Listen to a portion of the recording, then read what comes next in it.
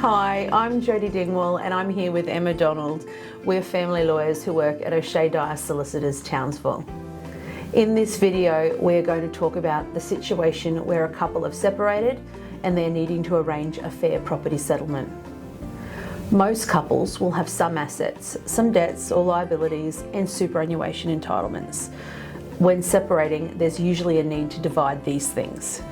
The thought of dividing property can seem overwhelming at first, and I guess this highlights why it's important to speak with an experienced family lawyer.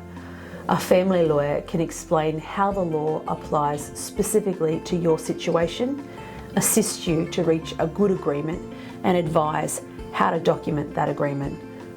They can also attend to reorganising property and super entitlements once the agreement has been made. So, when we meet a new client to talk about property settlement, the first thing we do, before we give specific advice about their situation, is explain what is essentially a four-step process that the court follows to determine the division of property.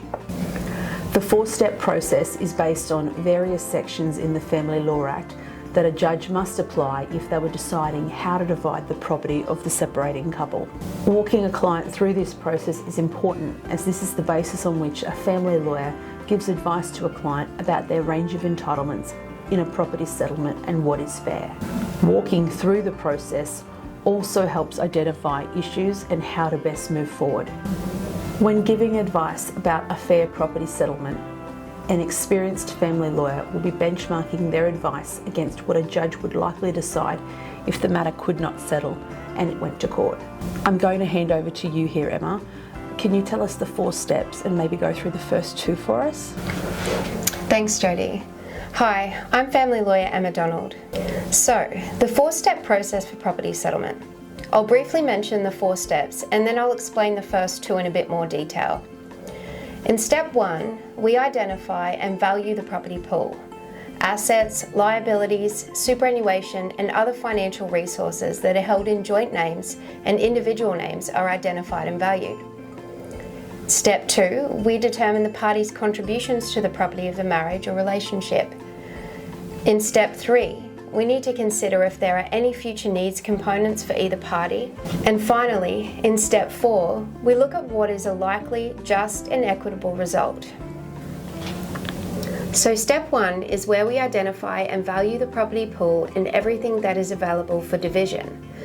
One of the first things we do with a client is to prepare a balance sheet or a schedule with. So step one is where we identify and value the property pool and everything that is available for division.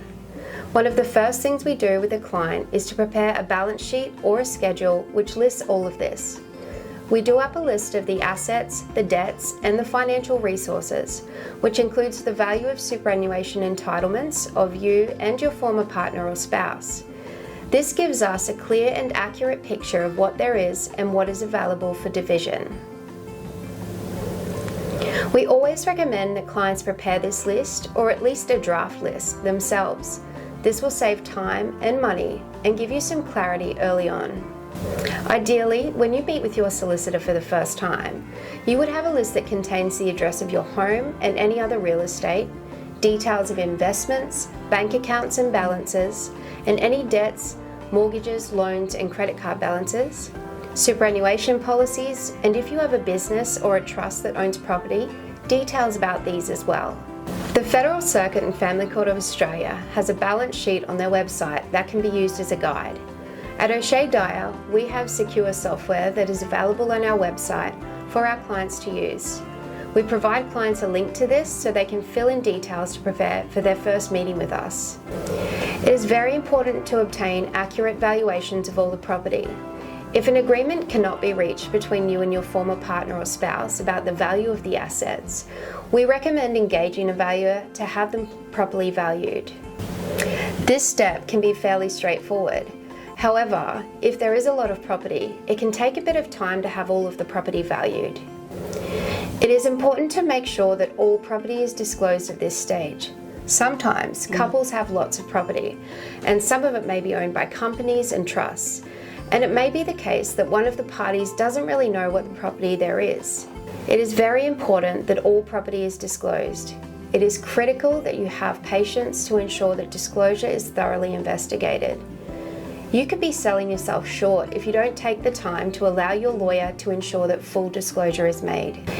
If an asset has been disposed of or wasted before property settlement, it may be necessary to give this asset a notional amount and add back the value of this asset to the property pool. So step 1 is about identifying the property and valuing it. In step 2, we look at the contributions the parties made to the acquisition of the property. We look at the contributions made at the commencement of the relationship or marriage, during the relationship or marriage, and after separation. The time a contribution was made and its impact on the property pool is very relevant. Consideration is given to the direct and indirect financial contributions made by the parties, non-financial contributions made by the parties, contributions to the welfare of the family, including contributions in capacity of homemaker or parent. These are referred to as homemaker and welfare contributions. There are times where the contributions made by both parties during a relationship or marriage may be considered equal, and there are times where one party may have made greater contributions that warrant an adjustment in their favour. One of the first steps here is to identify what assets and liabilities each person had at the beginning of the relationship. Sometimes both parties had assets of a similar value and have some household furniture, a car, and some cash. In other situations, one party may have had assets that were of a significantly greater value than the other party. For example, one person may have owned a house, shares, or superannuation, and the other didn't. If one person had significantly greater assets at the beginning of the relationship, depending on the circumstances of the case, this will generally be reflected in their favour when a settlement is arranged. This is an even stronger likelihood if the relationship was for a short period of time. The next step here is to look at what contributions, both financial and non-financial, and direct and indirect, each person made during the relationship. Financial contributions may involve a salary from employment or income from business activities.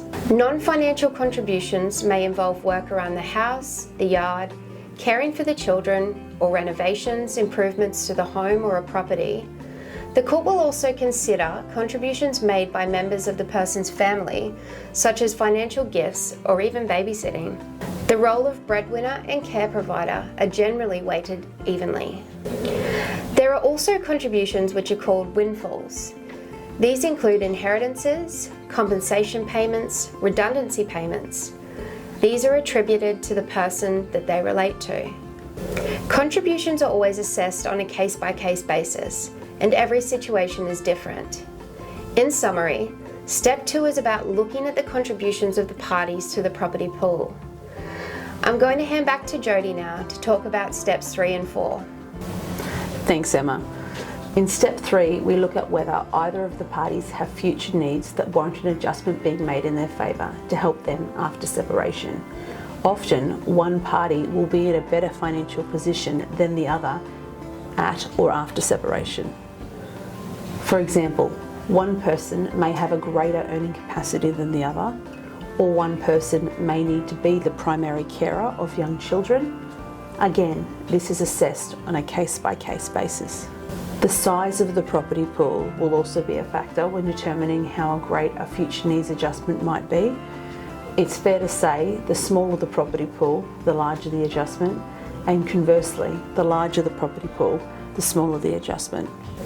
The matters that are looked at when determining whether there should be an adjustment in favour of one of the parties include the age and health of the parties, the income, property and financial resources and physical and mental capacity for employment of the parties, whether a party has care and control of the children of the relationship or marriage, financial commitments necessary for support, the eligibility for a pension or superannuation, the standard of living reasonable in the circumstances, the effect the duration of the marriage has had on the party's earning capacity, the financial circumstances relating to cohabitation with another person.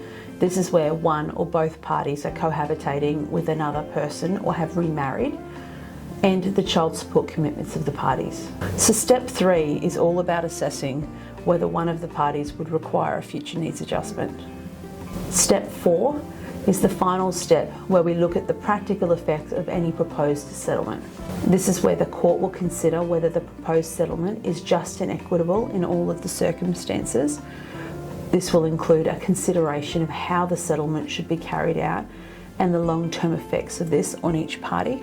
After considering all of these steps, we are better able to advise of the percentage split of the property and can make suggestions about how that split should be effected.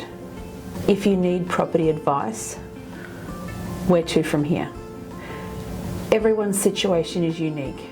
We always recommend that people see an experienced family lawyer so that you can discuss your situation and obtain customised advice about how the law specifically applies to you. At OSheaDyer Townsville, we have experienced family lawyers who practice exclusively in family law. We offer first appointments with experienced family lawyers for $220, a low fixed fee, so that everyone can afford to obtain early advice and figure out their next steps.